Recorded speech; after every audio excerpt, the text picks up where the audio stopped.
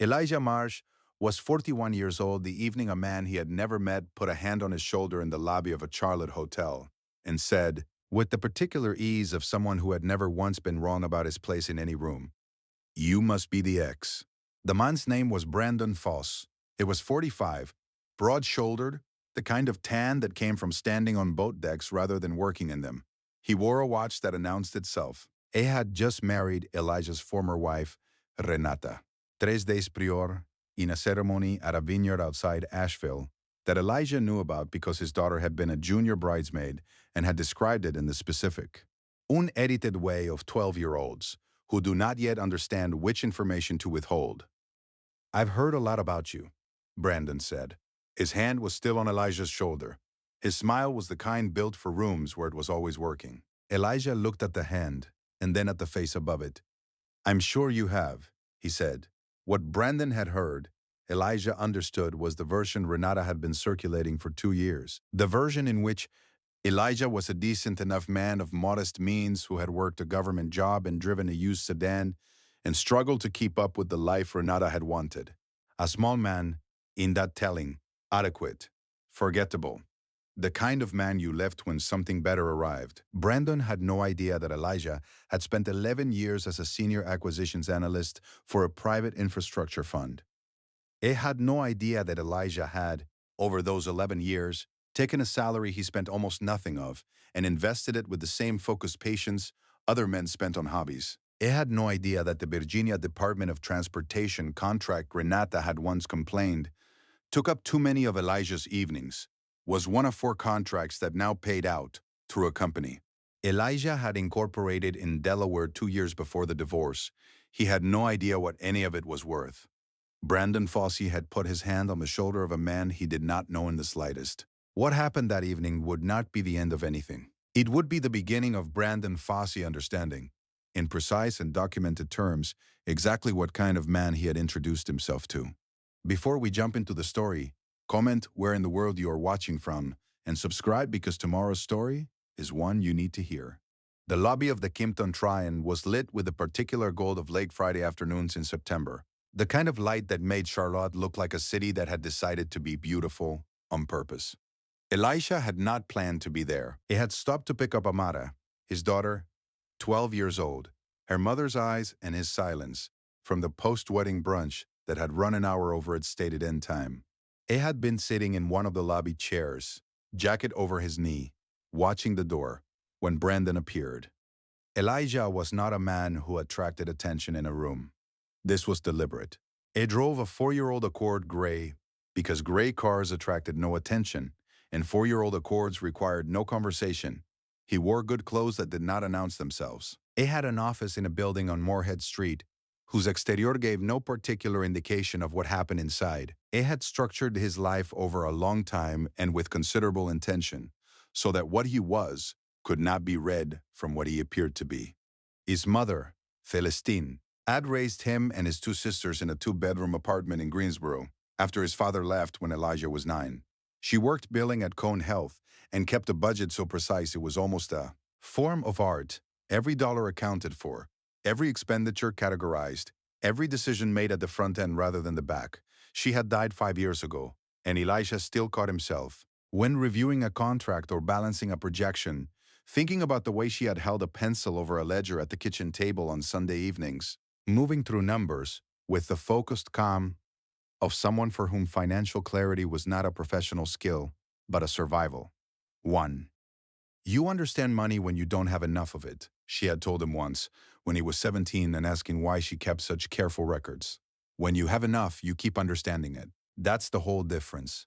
He had gone to North Carolina A&T on a partial scholarship and his own earnings from 3 part-time jobs. He had graduated with a degree in civil engineering and spent 2 years working for a county planning office in Guilford before a recruiter found him for the infrastructure fund. Any years of acquisitions analysis had given him a specific, practiced understanding of how public money moved through construction projects and where in that movement value collected quietly and could be held.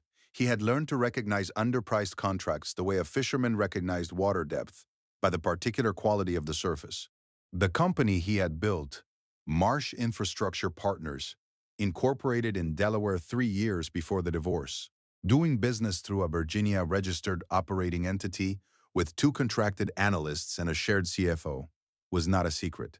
It simply was not discussed. Renata had known he did consulting work. She had not asked for details, and he had not provided them. And this arrangement had suited both of them while the marriage was alive in a way that became relevant only when it ended. Only Paulette and his accountant, a methodical man named Thomas who drove a Honda he had owned for 12 years, knew the full shape of it. He had been sitting in one of the lobby chairs, watching the door, when Brandon appeared. He thought about that meeting on the drive home. Amara asleep in the passenger seat before they reached the I-277 ramp. He thought about it the way he thought about all things that required understanding. Not with anger, which was expensive, but with attention, which was free. He had known about Brandon Fossey for 7 months. Renata had mentioned him first in a terse email about adjusting the school pickup schedule, and then again in a more formal notification through their co-parenting app, which Elijah read the way he read all communications from Renata. Once, fully, without reaction, and then filed. He had looked Brandon up in the same flat, professional way he looked up any counterparty before a meeting.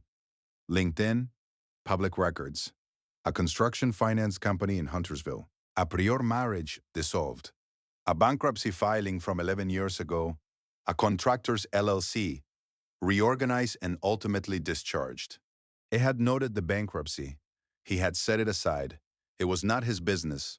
But Brandon's hand on his shoulder in the Kimpton lobby had made it his business in a different way, and Elijah understood, driving home through the September dark with his daughter breathing quietly beside him, that the meeting had not been accidental. Renata had sent him there, or at minimum, she had arranged the timing knowing both men would be present. The introduction had been a performance, and every performance told you something about what the performer believed. She believed Elijah was small. She believed Brandon was large. She had put them in a room together to let Brandon confirm it. His grandmother, Addie, had kept the saying cross-stitched on a frame above her kitchen sink in the house in Durham, where she had raised 4 children on a schoolteacher's salary and the unbudgeable force of her own. Carácter. Elijah had memorized it without trying the way you memorize things that surrounded you in childhood.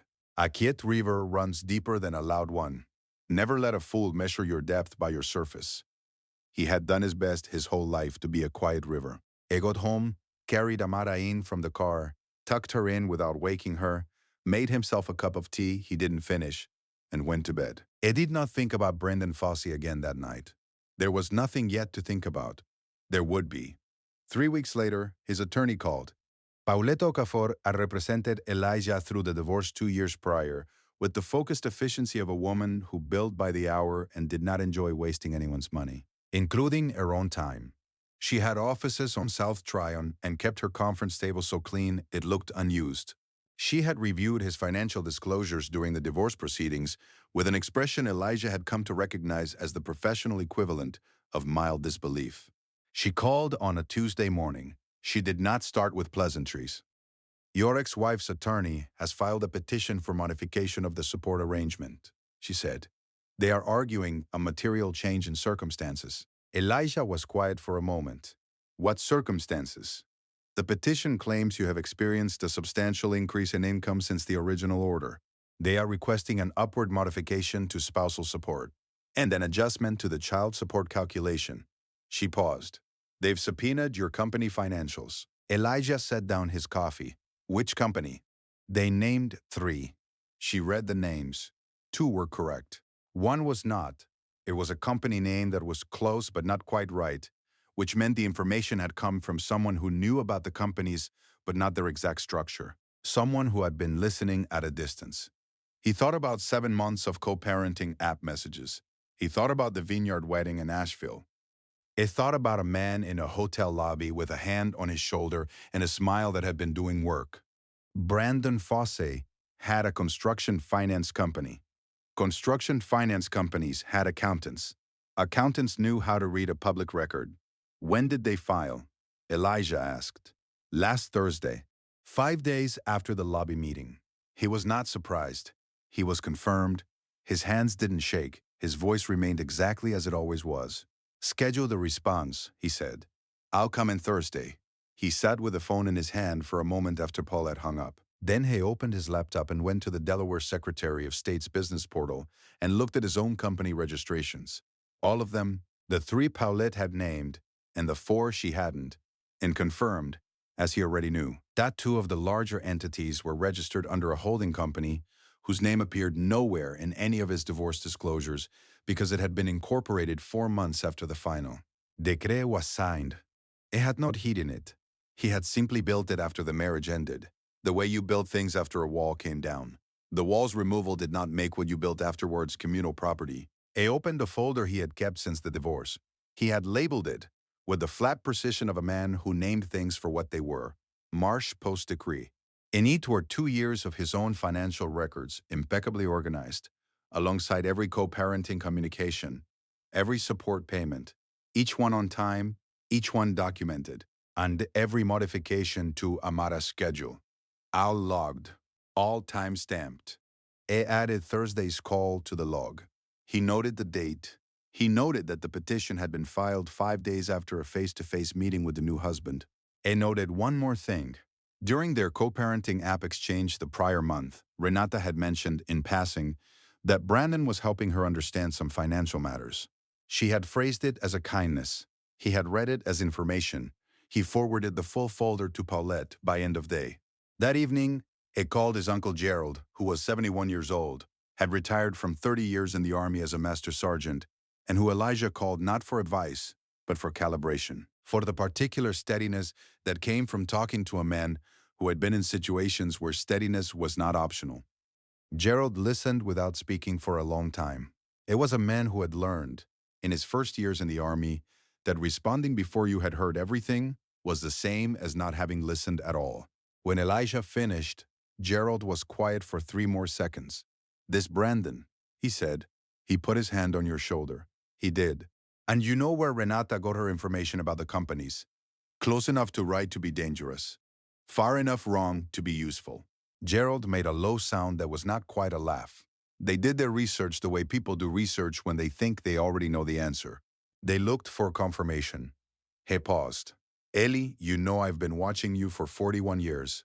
I watched you at your mama's kitchen table doing those numbers.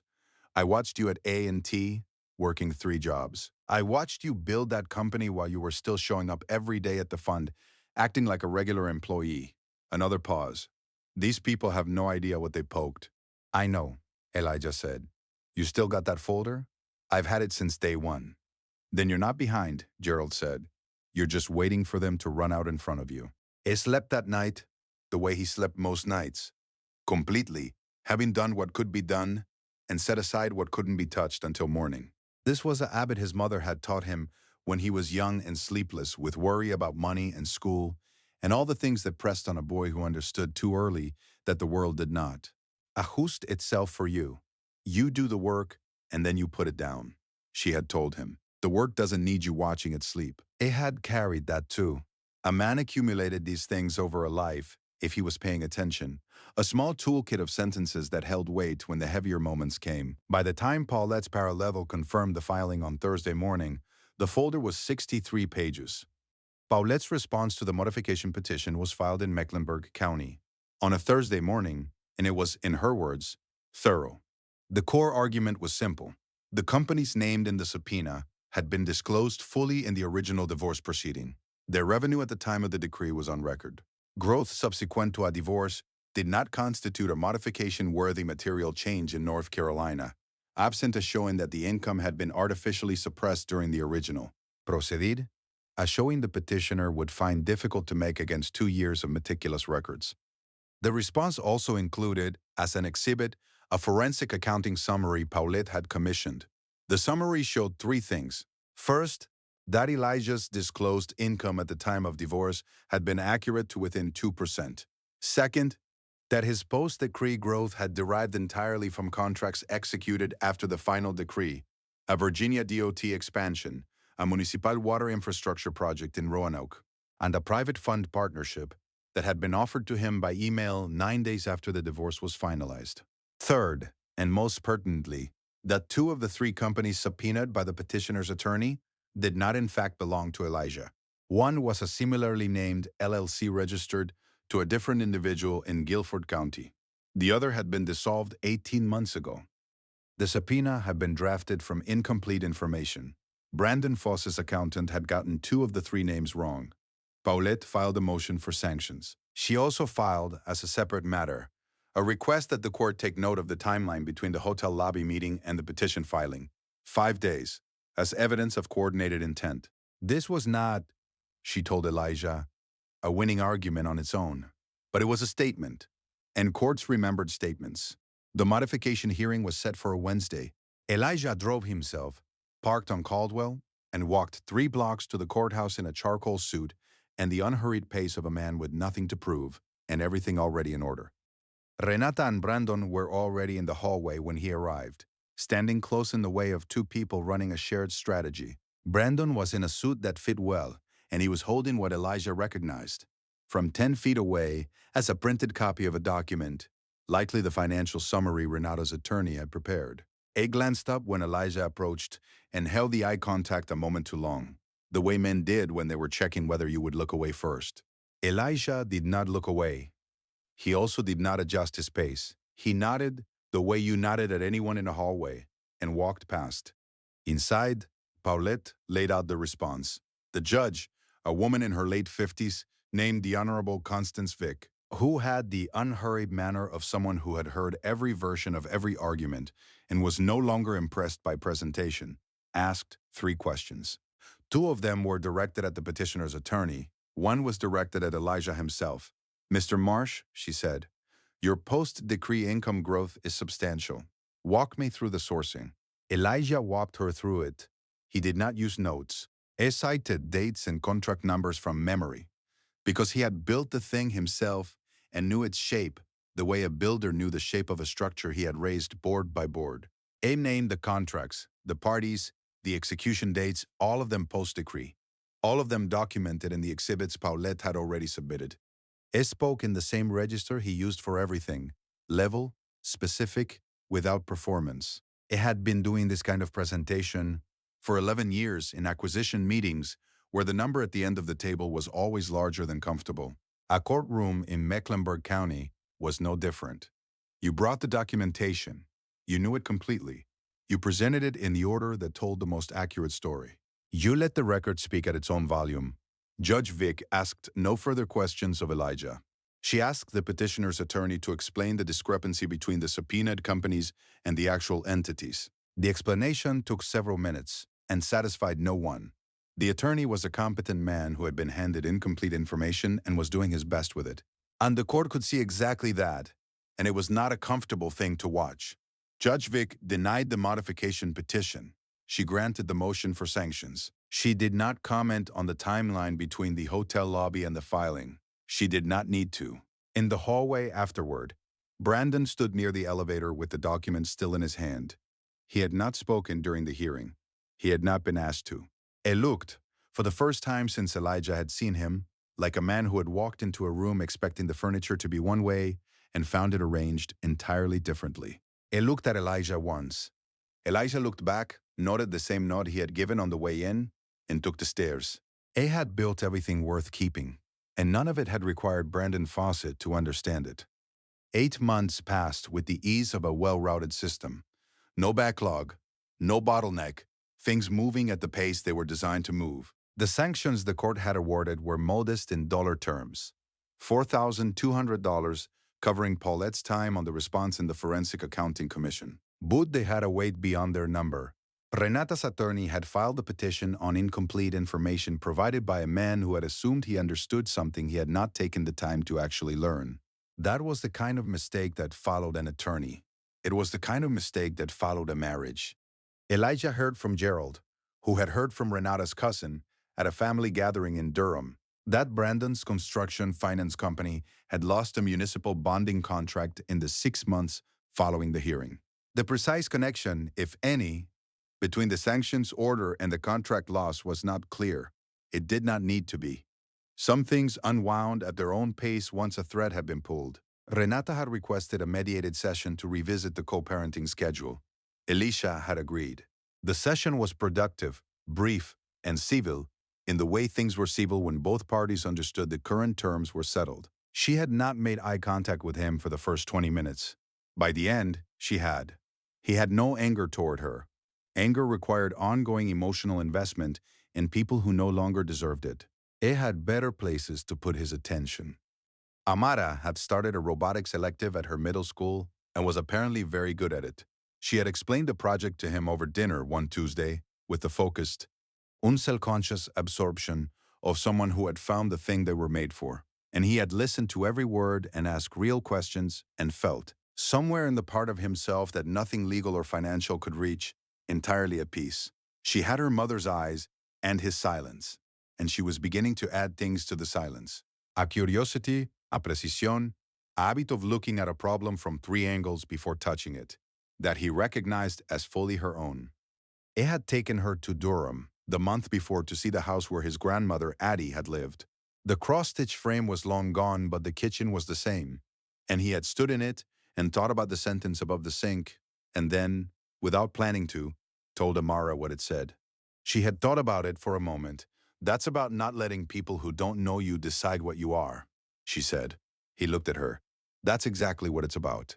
She nodded, satisfied, and moved on to the next thing. Because she was 12 and had many next things. He stayed in the kitchen a moment longer. His office was now in a building on Moorhead Street. He had purchased 6 months after the decree, a small commercial condo, 2 offices and a conference room, chosen because the light from the east windows was good in the morning, and he had always worked better in natural light. A woman named Diana, who managed the Roanoke infrastructure account and had a background in civil engineering and a habit of sending emails that contained only the necessary words and nothing else, had started joining him for lunch on Tuesdays, because the restaurant between their offices had a patio in September and Charlotte rewarded the people who used patios. They had not defined what the Tuesdays were. Neither of them seemed to feel any urgency about doing so.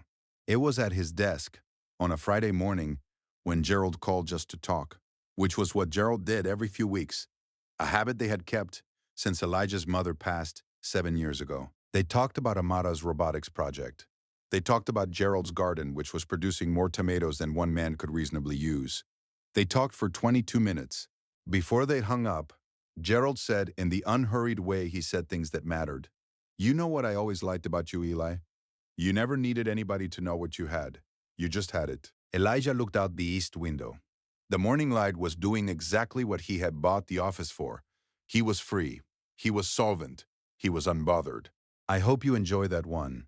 Be sure to like the video and subscribe so you don't miss the next story. I've picked out 2 more for you that I think you'll really like.